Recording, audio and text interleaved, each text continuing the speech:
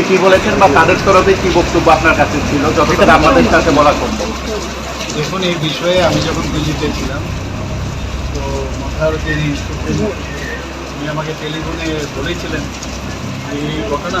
উনি বলেছে এটা কমপ্লেন না, আপনাকে জানানোর জন্য আপনাকে।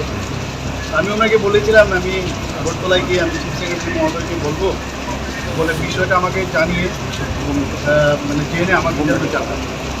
তো সেই অনুযায়ী আমি যেদিন এলাম এখানে, সেদিনই আমি চিফ সেক্রেটারি মহোদয়কে ডাকলাম এবং উনি এখন আমাকে এই বিষয়ে অফিসিয়ালি জানাননি কিছু।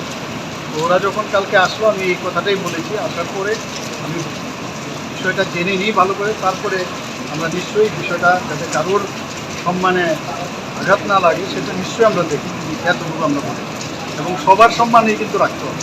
জেলা শাসকের সঙ্গে কি আপনার কথা হয়েছে বা আপনি প্রশাসনিকভাবে বিষয়টা দেখেছেন? না, চিফ সেক্রেটারি মহোদয় তো ওনার সাথে নিশ্চয়ই কথাবার্তা বলছেন।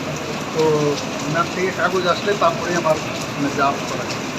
বিষয়টা হয়তো বা একটা কমিউনিকেশন গ্যাপও হতে পারে, কারণ এরকম তো হওয়ার কথা না, এরকম হওয়ার কথা না। যদি হয়ে থাকে তাহলে সেটাকে কিভাবে আমরা আগামী দিনে সেটাকে সমাধান করা যায়, একটা কোর্ডিয়াল অ্যাটমসফিয়ার আমরা সব জায়গায় চাই, এই ধরনের না হওয়াটাই বাঞ্ছনীয়।